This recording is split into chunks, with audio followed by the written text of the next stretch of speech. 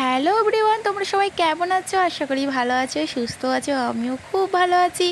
তো এই যে দেখো, এখন সকাল সকাল মাম্মামকে স্কুলে দিয়ে দিলাম, দিয়ে বাড়ি আসছি। আসার সময় আমি নিয়ে চলে আসলাম সোয়াবিন, আর আমার কলগেট ছিল না, কলগেট।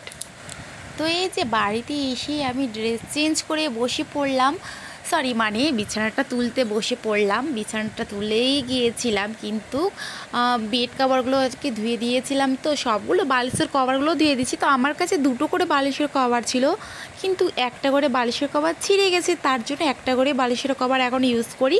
তো আপাতত এটাই আছে, তো এটা আমি ধুয়ে দিয়েছি, তার জন্য বালিশের কভারগুলো এমনি রেখেছি। আর বাইরে তো প্রচণ্ড গরম, এখনও কিছু খাওয়া দাওয়া হয়নি। তো আমার সকালে খাওয়া দাওয়াটা হয় না, যখন মামামের স্কুলটা খোলা থাকে বা বন্ধ থাকলেও আমার হয় না আর কি। তো আমার কাছে সেরকম একটা আমি কিছু খাই না সকাল সকাল, 12টার পরেই যা খাওয়া হয়।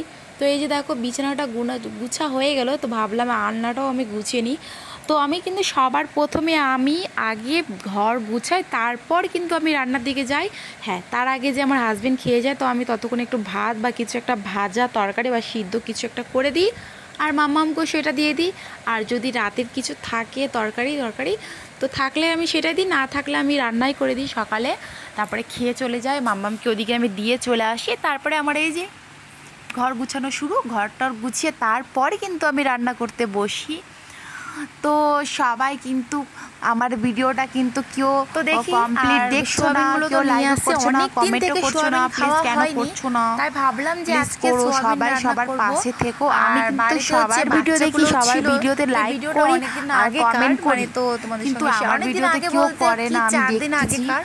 তো তো যাই হোক, বাড়িতে প্লিজ তোমরা বাচ্চাগুলো ছিল, সবাই তো সাপোর্ট করো। সোয়াবিন তরকারি খেতে ভালো তো পাই শুনছিলাম। বাড়িতে তো কেউ সাপোর্ট করছে না, থাকলে ফোন করলে তোমরাই সাপোর্ট করো। তরকারি, তো তাই যাই ভাবলাম হোক, যে আজকে দেখো আমি সোয়াবিন তরকারি বানানো যাক। চলো মাংসর মতো আমি বানাবো। বাইরে চলে গেছিলাম, তো বাইরে সবজিওয়ালা আসলো বা কিছু একটা আসলো, আমি একদম ভুলে গেছি।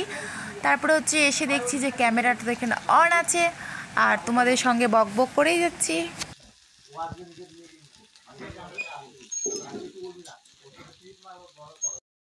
তো এখন বাজে 1:05, আর আমি খেতে বসে পড়লাম।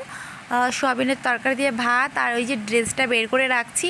আর এই যে আমি তোমাদেরকে একটু দেখিয়ে দিলাম, গরমের মধ্যে আর কি দেখাবো।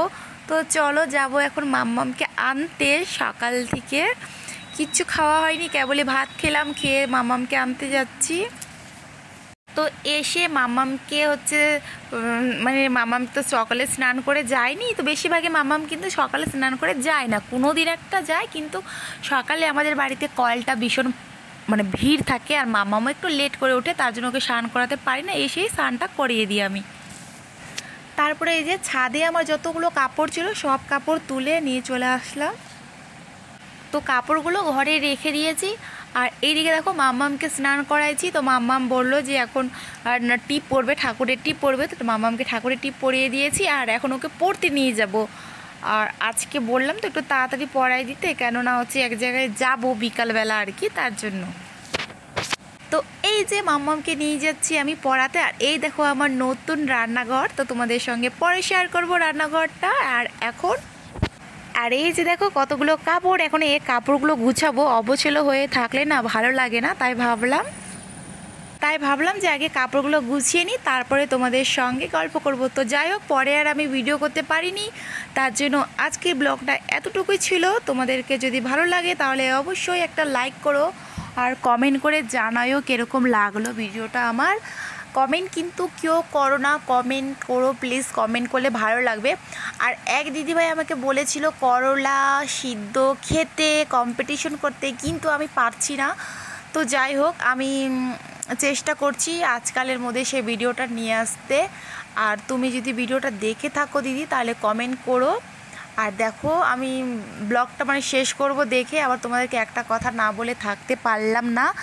তো জানি না আমার ইউটিউব চ্যানেলটা থাকবে কি না, হয়তো বন্ধ হয়ে যাবে, কেননা আমার ইউটিউবে আসা 2 বছর হয়ে গেল, কিন্তু এখনও কোনো কিছু হয়নি, ওয়াচ টাইম কিচ্ছু কমপ্লিট হয়নি।